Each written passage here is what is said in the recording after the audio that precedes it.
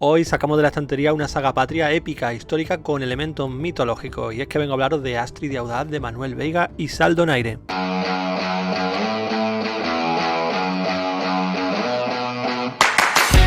Muy buenas a todos, pues tenía ya ganas de hablar de esta colección de cómics que inició su andadura allá por 2020 gracias a una campaña de Berkami y que a día de hoy va ya por su cuarto volumen publicado. Hay que señalar que los 3 primeros tomos de la colección los publicó Serendipia, pero que con este cuarto volumen, el último que nos ha llegado, la serie pasa a Maldragón Editorial. Respeta todo el formato, es decir, el álbum europeo de tapa dura, 72 páginas, el mismo logo, etcétera, etcétera. Con lo que si venís comprando la serie por Serendipia no vais a notar muchas diferencias. Para todos aquellos que no la conozcáis, deciros que Astrid y Audaz nació originalmente como una serie de historias que Manuel Veiga ideó para una versión del Capitán Trueno en el que el personaje había avanzado en el tiempo y se había convertido en rey de Thule, que recordemos que era el país en el que la vikinga Sigrid, que era compañera del Capitán Trueno, pues reinaba, ¿no? A Ediciones B no le cuajó mucho esta idea, ya que preferían que el status quo del Capitán Trueno no evolucionase y por tanto la rechazaron. A mí esto la verdad que a nivel personal me parece una auténtica pena. Para mí el Capitán Trueno es como nuestro Torgal ibérico personal, ¿no? Por decirlo de alguna forma. Pero la evolución de ambos personajes está años luz, la verdad. Ojalá hubieran optado por ofrecernos historias como la de Torgal Saga, por ejemplo, pero con el Capitán Trueno como protagonista. En fin, el caso es que estas historias que Manuel tenía planteadas no se iban a perder y al final optó por darle un lavado de cara a los personajes, cambiándoles completamente la personalidad y su trasfondo y convirtiéndolos así, bueno, pues en los Astrid y Audaz que finalmente nos llegaron.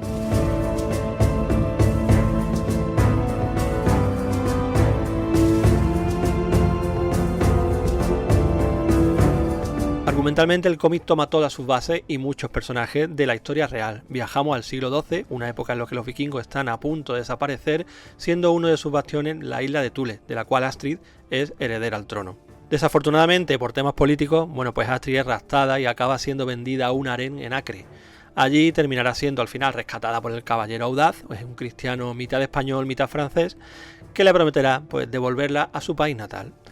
Durante los primeros 3 álbumes de la colección, pues lo que estuvimos disfrutando fue de toda esa odisea, ¿no?, de Astrid y Audaz, viajando desde Acre pues hasta Thule, viajando pues, además con otros compañeros como Guzmán, que era un enorme árabe tunecino convertido al cristianismo, que vendría a ser un poco la reconversión de aquel Goliat del Capitán Trueno, ¿no?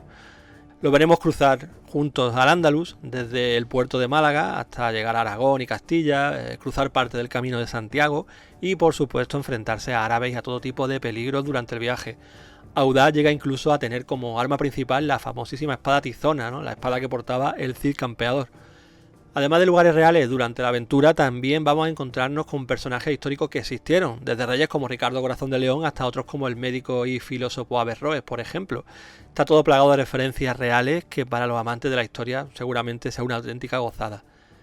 En ese aspecto el trabajo de Manuel Veiga es realmente bueno porque sabe engarzar la realidad y la ficción con muy buena mano, haciendo que los personajes que salen de su imaginación queden perfectamente integrados en todo el resto del trasfondo realista que incluye la obra. Es importante remarcar que los álbumes de la colección tienen todo un mismo hilo argumental y la historia continúa de un número a otro, con lo que es recomendable leernos siempre los álbumes en orden sin saltarnos ninguno para no perdernos detalles. La narración ha mantenido siempre el mismo estilo, suele tener un gran ritmo, con muchas escenas de batalla, muchos viajes, algo de tramas palaciegas, etcétera, etcétera, etcétera. Durante los primeros tomos íbamos alternando entre las aventuras de Astrid y Audaz y todo lo que se cocía en el reino de Thule, donde la ausencia de Astrid y la aparente locura del rey pues lleva a instaurar una regencia, ¿no?, que apunta a terminar en desgracia, así que el retorno de la que debía ser la reina de Thule es cada vez más necesario y toda la aventura se convierte pues en una carrera contrarreloj que termina explotando en el 3er volumen. A pesar de todos estos elementos históricos que os comento, hay que subrayar que la obra es esencialmente un cómic de aventura, con lo que la lectura es muy ágil y no vamos a perdernos entre grandes y complejos hilos argumentales. De hecho, el guionista sabe introducir las pinceladas justas de asuntos de la corte y politiqueo, digamos, ¿no?, para darle empaque al conjunto sin llegar a quitarle el protagonismo a toda la epopeya de los protagonistas, que al final es un poco lo que más interesa, ¿no? Además, encontramos unas dosis muy contadas de romance, ¿no?, centradas principalmente en un Audaz enamorado de Astrid e incapaz de encontrar la forma de acercarse a esta chica sin que le mande a paseo en cada uno de sus intentos. A partir del tomo 3, lo que sí sucede es que empezamos a ver la aparición de un elemento que antes estaba bastante ausente, y este es la fantasía. concretamente la fantasía basada en personajes de la mitología. En aquel tercer álbum, por ejemplo, encontramos una loquísima batalla entre dos dioses hindúes que termina siendo la excusa para introducirnos al cuarto miembro del equipo protagonista, ¿no? Que vendría a ser el Crispin del Capitán Trueno. En este caso, un joven cátaro llamado Remy, que se termina convirtiendo en dueño de un arco místico capaz de lanzar flechas de fuego.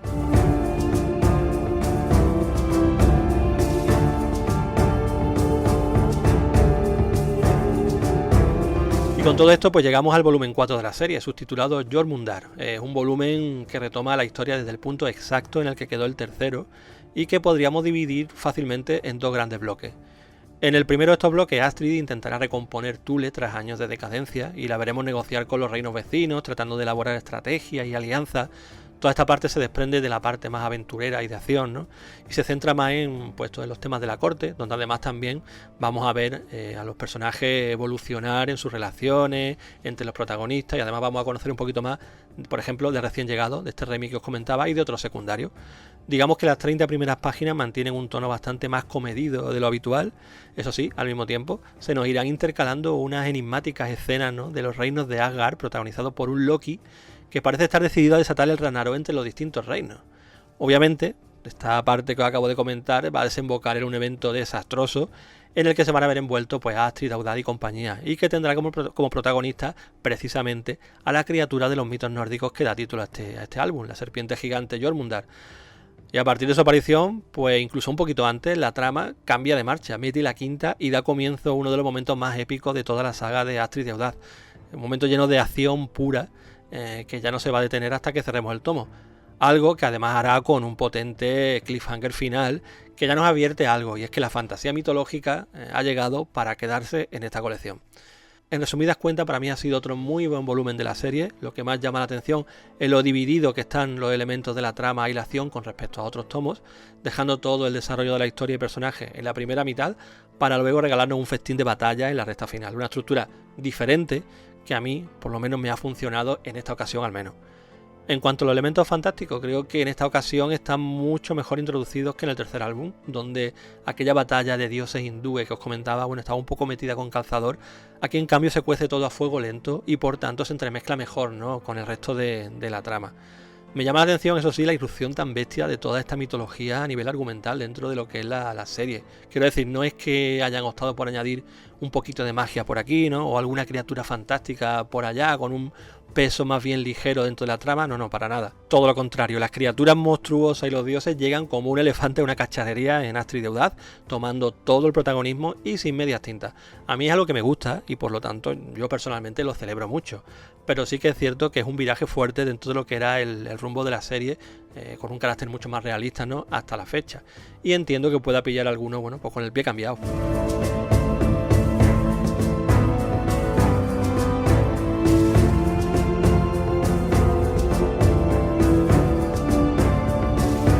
En lo que respecta al dibujo de Sal Donaire, bueno, hay que aplaudirle el enorme trabajo de documentación y recreación que hace de tantos tipos de culturas, civilizaciones, tipos de ciudades, arquitectura diferentes, ejércitos, etcétera, etcétera.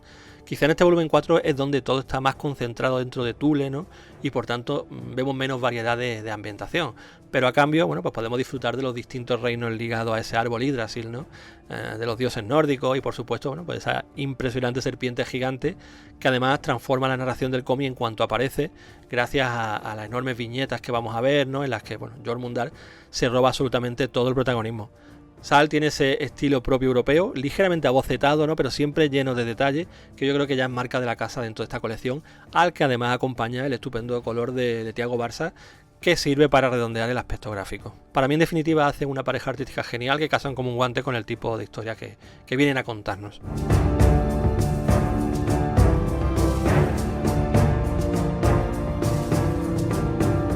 Astrid y Audaz al final es, aunque camuflada, esa versión del héroe tipo Capitán Trueno o el Jabato evolucionada que tanto me hubiera gustado ver y de la que os hablaba hace un momento. En esencia, el cómic de aventura que todos disfrutábamos de niños o de adolescentes, ¿no?, pero regado de varias capas adicionales que le dan profundidad a los personajes, le dan trasfondo histórico, le dan contexto político, etcétera, etcétera, etcétera. Desde el primer número lo que más pongo en valor es la buena combinación que hace de todos estos elementos sin perder nunca ese saborcillo aventurero y de lectura cómoda, ¿no?, que le caracteriza. Si os encaja este estilo, si os suma a punto cierto rigor histórico y si además os llama la atención, bueno, pues los elementos mitológicos y fantásticos que la serie viene trayéndonos últimamente, pues yo diría que no lo penséis y le deis una oportunidad a este cómic. Creo recordar que Manuel Veiga, el guionista, comentó en alguna entrevista que tenía planteada la serie sobre unos 10 tomos. No sé si a día de hoy seguirá manteniendo esa extensión, pero sea como sea, yo espero que aún le quede una larga vida a estas aventuras de Astrid y Audaz. Y eso es todo, espero vuestros comentarios. Si os estáis leyendo esta obra, bueno, pues dejadnos por aquí qué os está pareciendo y qué esperáis de ella en el futuro. Por mi parte me despido ya, que hay mucho por leer en la mesita de noche y os invito ya a que nos escuchemos en próximos vídeos y por supuesto en nuestro podcast quincenal. Un saludo a todos.